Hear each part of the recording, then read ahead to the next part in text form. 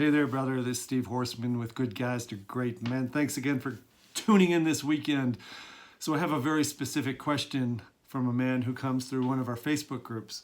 It's not the first time this question has been asked. It's about the 10,000th time. How do you say that? 10,000th time. So here's the question. When is my wife going to want sex again?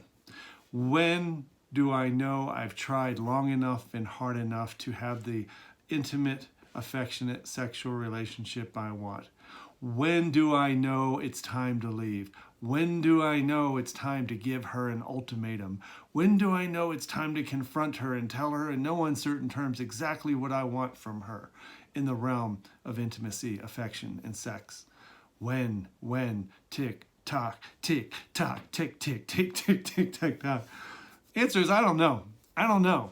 And you don't know either. But here's the problem with sex and a woman that you've been with for quite a long time. Now, this is probably true on a date because women have an uncanny ability to smell at the molecular level those molecules of discomfort and edginess and neediness and craving and expectation and entitlement and frustration and dissatisfaction. They can smell it. It's like you just walked into a big fart in an elevator. That's how good they can smell it. And so the answer to your question is that when you ask, how long is it going to be, or when will I know, or what deadline should I set for having the sex and the affection and intimacy I want, you're already screwed up the whole deal because you're asking the question.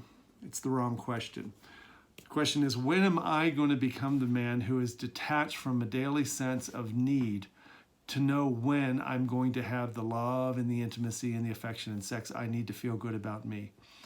The question is, when am I going to be the kind of man who on a daily basis, consistently, predictable as a watch, shows up happy, confident, whole, unapologetically sexual, unapologetically affectionate, unapologetically emotionally intimate with himself?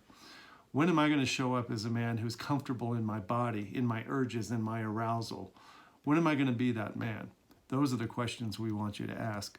We want this not because we don't think you should have an incredibly rockin' sex life with a nice woman who is affectionate and admiring of you and all your gifts. Yeah, we want that. We all want that. But we know that anytime a man says, hey, how long before she's going to start wanting sex? How long before I should ramp this up at the pressure or confront her or give her an ultimatum? How long? It means that you're in the wrong lane. You haven't been working on the right stuff.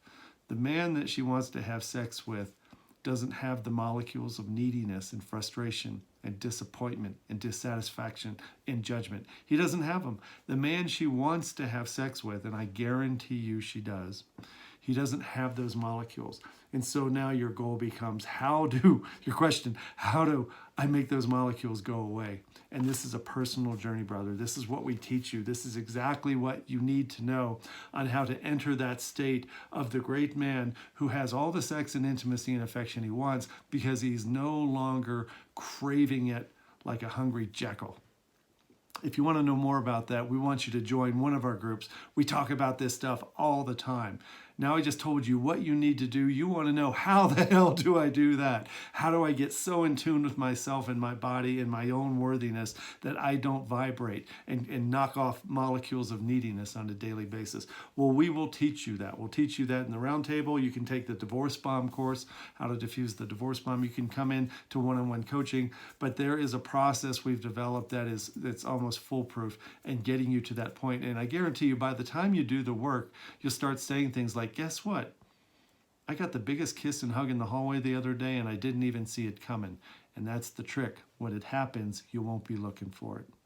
Have a great day, brother. Take care.